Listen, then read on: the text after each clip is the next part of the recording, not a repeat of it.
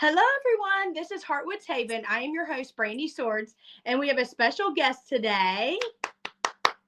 Would Hi, you like to introduce yourself?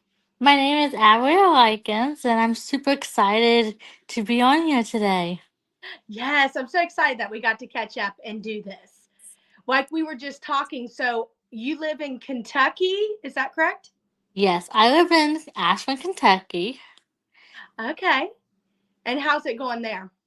It's been going really great. Good, good. Were you nervous at first to kind of go from Ohio to Kentucky? Absolutely, yes. Who Yeah. would be nervous making a big change in your life? So, what kind of change? So, what are you doing over there in Kentucky?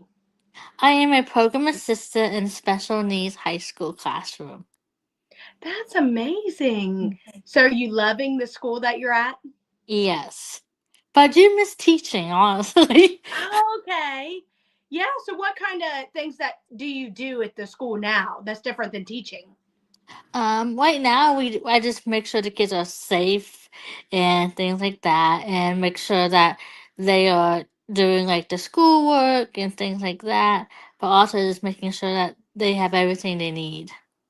Great, great. And we need more people like you out there that's helping Thanks. people. So, I appreciate that so much. So, we're going to talk about if you could explain what Change for Love is. I started my nonprofit Change for Love when I was in the end of my sixth grade year to go into my seventh grade year. At that time, I was living in Goodyear, Arizona, and I didn't have friends. I was constantly getting bullied and just having a lot of things like that. And one time, my parents asked me to go help feed the homeless. And I was a teenager at the time. And like the stubborn teenager myself said, no, I'm not going to go. But I was pushed to go. And I fell in love doing God's work and feeding our community and things like that. That's where Change for Lives started. So ever since then, we have done multiple projects. We have helped feed the homeless. We have given hygiene kits. We have given shoes to kids in our communities. Um, we also I talk about mental health and bullying and suicide prevention and just all things like that. We just do a number of things and to help our community to shine a light in someone's world. Oh, that's beautiful. What keeps you motivated to do that?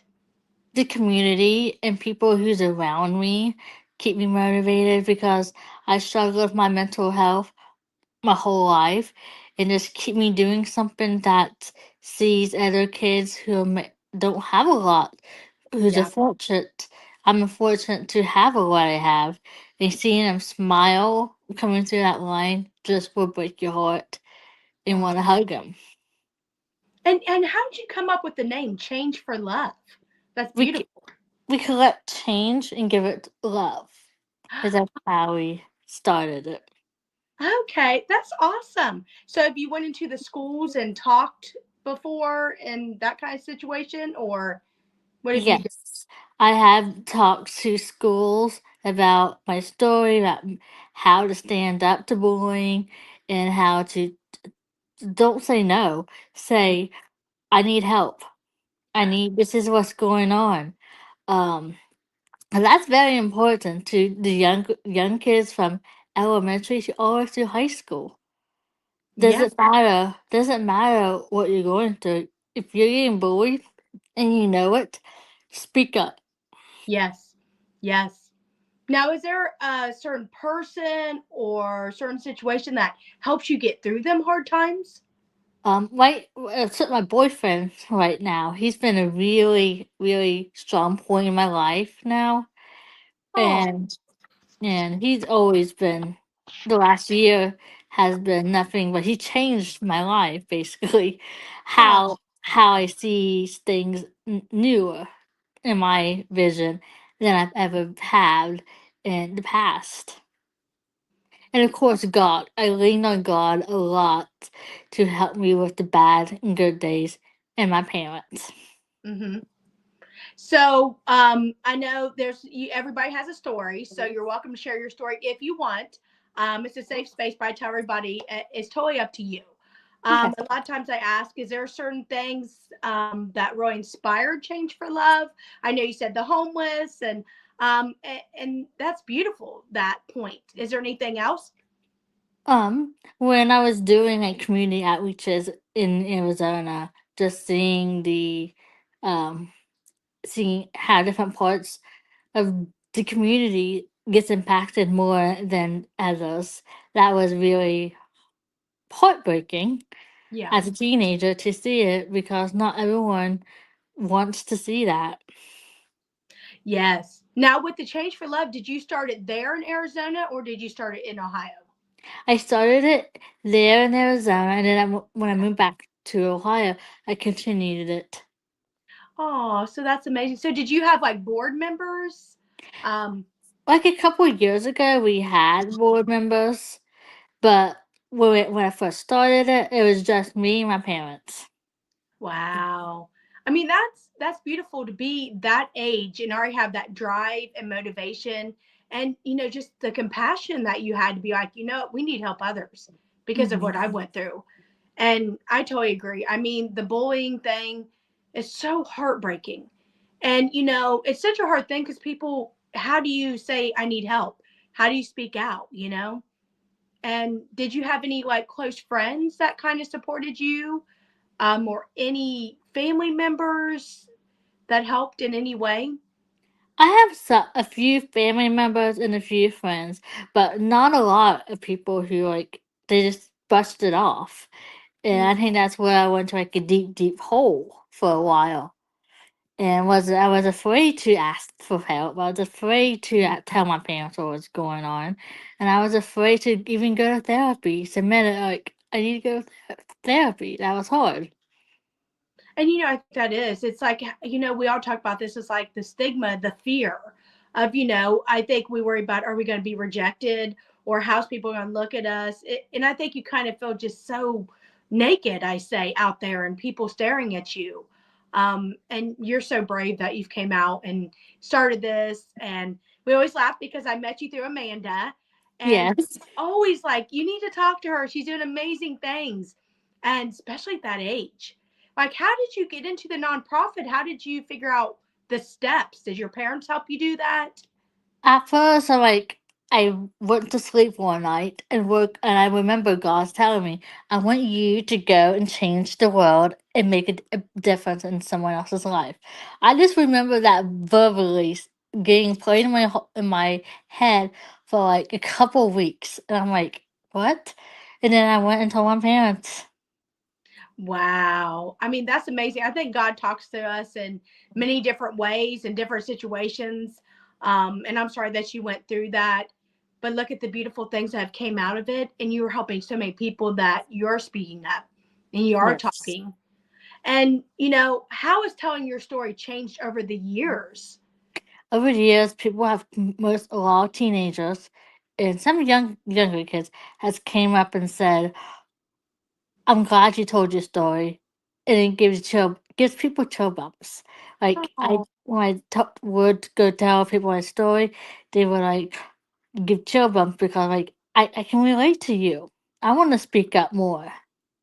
oh, that's beautiful. I mean, that's just got to make you feel so good because you see you're doing what you're supposed to do. You're doing your purpose, you're helping others. Um and we always talk about like tomorrow needs you. What does that mean to you? If you're struggling and you don't know if your tomorrow is going to be here, just reach out to someone. If you're afraid to reach out to someone who will just talk to you. Reach out to someone to listen to a podcast or listen to someone on YouTube as a motivation speaker saying Yeah. that tomorrow needs you, because I had so many people I've talked to over the years who said, "Tomorrow, I need someone to talk to." And I would sit on the phone for hours on end and just listen. I won't judge you what's going on, but I would just listen because that's who they need, is someone to listen and really direct them from going from a bad place to a moderate place in their life. Yeah, and I think you're right because we talk about this all the time with my group. Is just someone being there, just listening, no judgment. And we don't all have the answers, but I think it's just someone being there and caring and say, "I support you. What can I do to help?" And if I can't help, I'll just sit with you. I'll just be your friend. Um, and the biggest thing is, what do you do on them hard days? I What have helps what helped me is that my therapist told me to start journaling. you? Okay. And like she told me to just journal when I'm having bad days. If I need to scream, scream. But Mhm. just journal and just talk to have your friends who can be supportive. And I have done that. And I think, do you keep your journals that you've wrote Yeah, in? I do keep them because sometimes like you're having a bad day, you just look at them and say, "Hey, you survived this and this," and you just continue to move forward. And that's amazing. It's amazing to have your positive attitude and do that. And I'm like you. I like journaling, and I'm such a nature person. I like to be barefoot and go outside. Just ground is my big thing. And laughter has kind of gotten me through a lot of things. I think we have so much heaviness with everything going on. And I just think laughing at yourself, enjoying yourself. We all make mistakes, but sometimes you just gotta laugh, you know. Yes, So laughter is key. yeah, and I think so. So I mean, is it like with you? Is it easy to laugh at yourself? Are you hard on yourself? I always ask everybody. Like me, I'm just like a little child. So I'm like, I laugh at myself. I get up and I'm like, hey, just deal with it. Sometimes I'm hard on myself, but sometimes I just laugh it off. Like I just listen to music, laugh it off, and like tomorrow's a better day. Yes, yes. And when you came out with your story, did you worry about like judgment? Did you worry about people around you that were gonna, judge you or not accept what you were saying? Yes, I was really hard on myself when I started talking about what was going on because I was afraid that my ex boyfriend would come after me. And Mm, I was afraid for my safety until I started going to therapy and telling my therapist what was going on, my thoughts and things, mm. and things like that.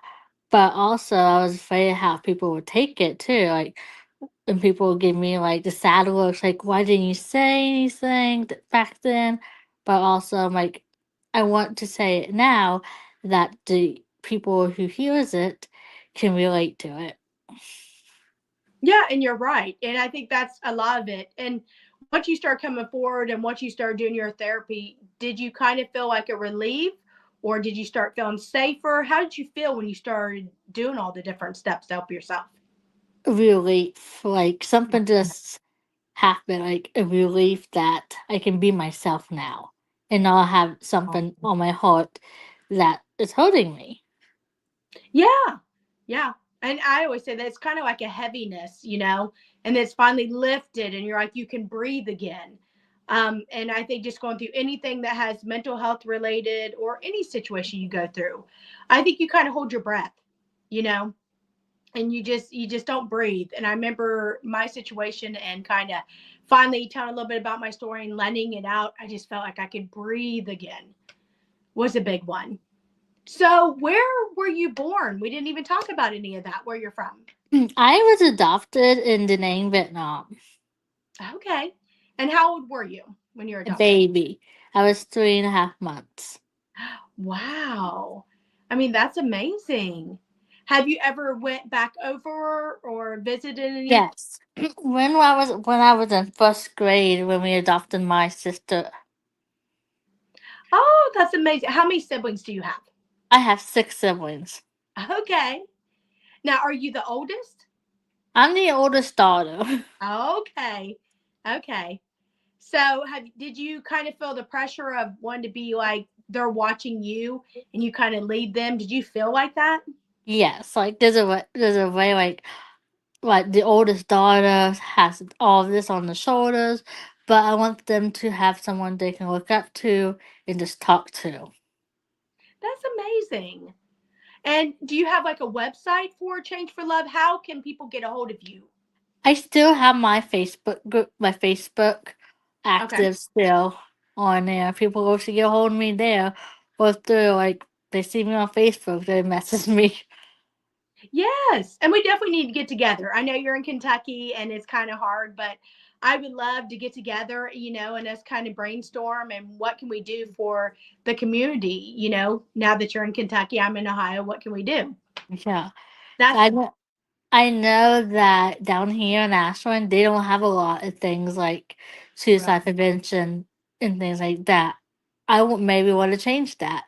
They need some Yeah. more things down here to support their kids and young adults. Yeah. And, maybe you're meant to go there. Like we just said, maybe your journey is to go there next because you did so many amazing things in Ohio. So there's a new challenge for you, a new state. Yes, Hmm. So what age group do you deal with kids? high school. Okay. Now, did you prefer high school? Is that what you wanted to do? My degree is in early childhood, Okay. but I'm like, I want to take a new challenge. Yeah.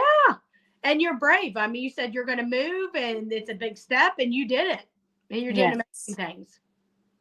Mm-hmm. Yep, I struggled a lot through my life, and now where I'm at, I feel like I'm more at peace. Oh. And sometimes a change can give you peace.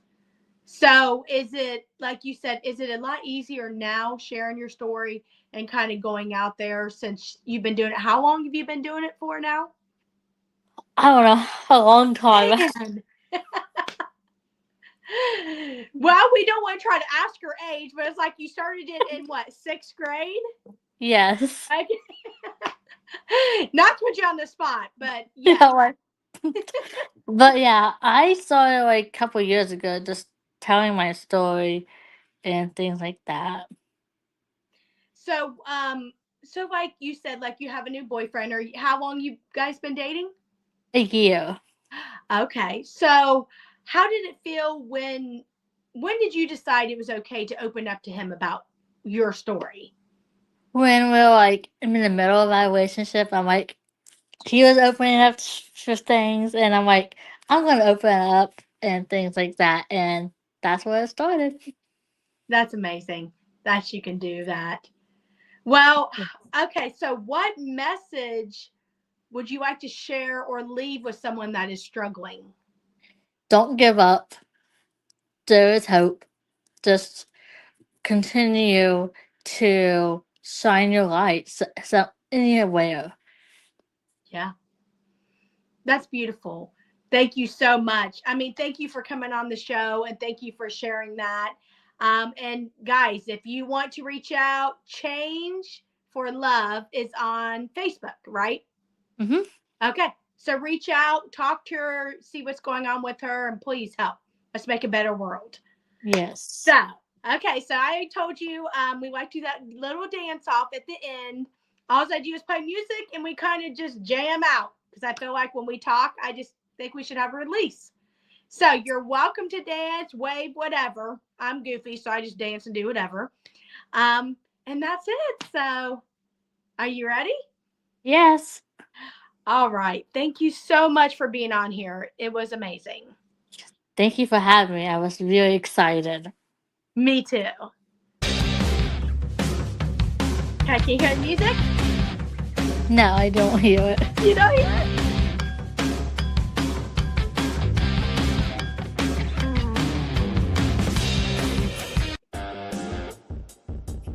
Is that one coming through? No. I can just act like it's coming through. All right, we'll just do this act like, and then I'll put music to it. How about that? Okay.